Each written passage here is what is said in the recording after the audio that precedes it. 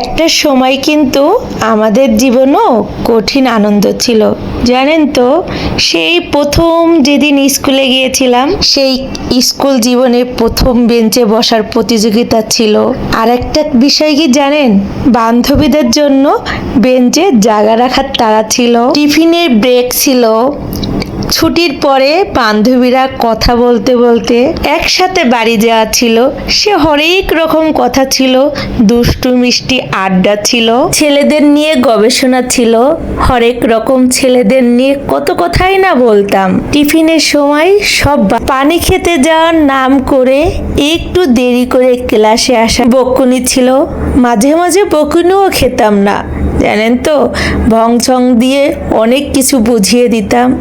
ক্লাসে যখন স্যাররা পড়া ধরতো, মাঝে মাঝে উল্টো পাল্টাও বলতাম, মিন করে বলতাম। স্যারে বলতো যে যাও, তোমার পড়া হয়ে গেছে।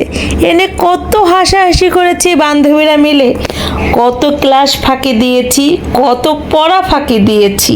এর ভিতর সব থেকে যেটা আনন্দকর ছিল, টিচারদের ভালোবাসা।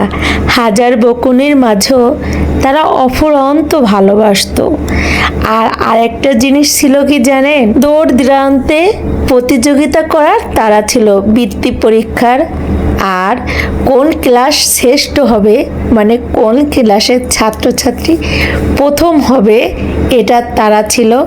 কম্পিটিশন ছিল আমাদের ভিতর। ওর থেকে আমি ভালো করব, আমার থেকে ও ভালো করবে, ওর হাতের লেখার থেকে আমার হাতের লেখা আরও ভালো করতে হবে, আর আমার হাতের লেখা থেকে ওর হাতের লেখা আরও ভালো করতে হবে। ছিল না শুধু আজকের এই ক্লান্তি, হতাশা আর নানা রকম দুশ্চিন্তা। আগে কম্পিটিশন ছিল, জানেন তো। তারপরও শত্রুতা ছিল না। আগে কম্পিটিশন ছিল, তারপরও সবাই সবার সাথে কথা না বলে থাকতে পারতাম না। আর এখন কি অদ্ভুত জীবন, এখনো কম্পিটিশন না হলেও কম্পিটিশন হয়ে যায়। কেউ একটুতে একটু হলেই কথা বলে না, ইগনোর করে। আগে তো আমরা সামনের পরেই বলতাম, ওর থেকে আমার ভালো করতেই হবে। তুই এত নাম্বার পেয়েছিস, আচ্ছা সামনের বার আমার এত নাম্বার পেতেই হবে। আর এখন হয় কি জানেন, এখন আমরা মুখে বলি না, কিন্তু মনে মনে বলি ওর থেকে আমার ভালো করতে হবে।